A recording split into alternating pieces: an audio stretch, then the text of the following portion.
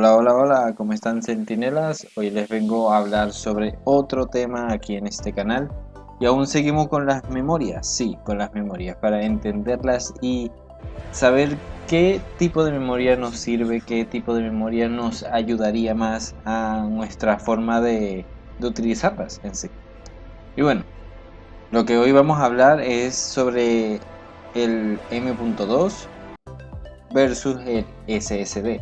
Pero lo más importante es que sepamos cuáles son las diferencias. Primero, entre las dos, es el tipo de conexión, o sea, el tipo de cómo encajarlo en nuestra placa madre, que es muy diferente. Una tiene dos muescas y otro solamente tiene una muesca, que sería uno de esos agujeritos eh, para que podamos meterlo correctamente en la placa madre, dependiendo del tipo de conexión de conector que tenga.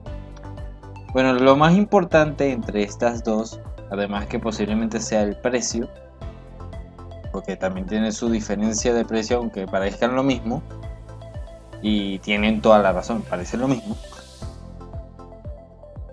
pero no son tan iguales.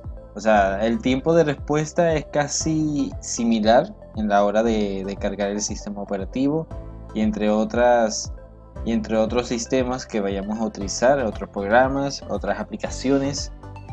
Pero la diferencia abismal entre estas dos, entre el M.2 NVMe y el SSD, sería la capacidad de escritura y de lectura, que es una brutalidad el NVMe.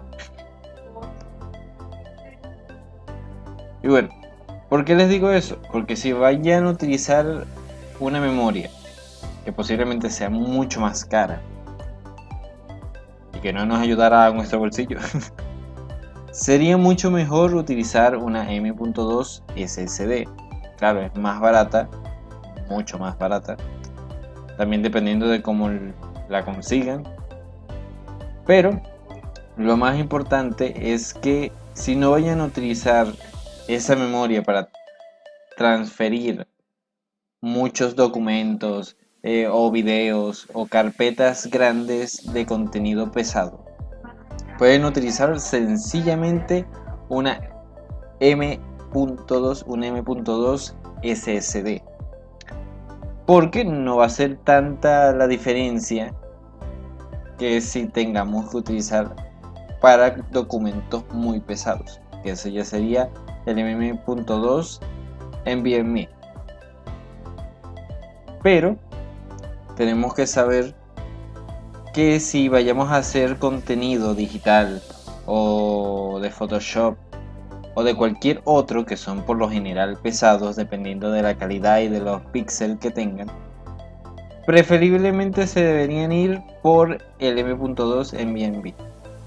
Pero si no tienen la necesidad de hacer pasar una carpeta de 16 gigas de un lado a otro rapidísimo, no habría problema. O sea, se compran una más sencillita que no va a ser la mayor cosa en el rendimiento, o sea, va a ser casi iguales, solamente que eso afecta a la parte de transferir datos rápidamente, más que todo a la memoria, porque para los juegos va a ser casi que lo mismo, o sea, va a ser que unos segunditos más, 2 segundos, que esos son casi imperceptibles, pero eso también ocurre con otras aplicaciones que uno puede utilizar que no se va a notar tanto, solamente para la hora de escritura y de lectura, a la hora de pasar algún documento o de hacer guardado de alguno de ellos. Y bueno, espero que le haya gustado y servido esta información. Yo sé que es muy resumido, pero es que es algo muy importante de saber para que tú puedas tener una computadora dedicada a lo que tú vayas a hacer, dándole tu toque personal dependiendo de lo que tú vayas a hacer con ese tipo de memoria. Y ahorita posiblemente más adelante vayamos a hacer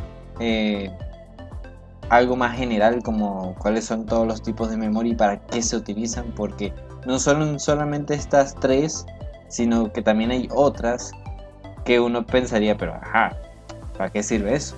Y eso es lo que pudiéramos hablar ahí. Cualquier cosa, déjenme ahí en los comentarios de qué otro tema quisieran que yo hablara aquí en este canal. Y muchas gracias por su apoyo a todos los que están suscritos hasta el día de hoy. Y si no te has suscrito, suscríbete, te estamos esperando. Entonces, bueno, hasta la siguiente, Centinelas. Chao.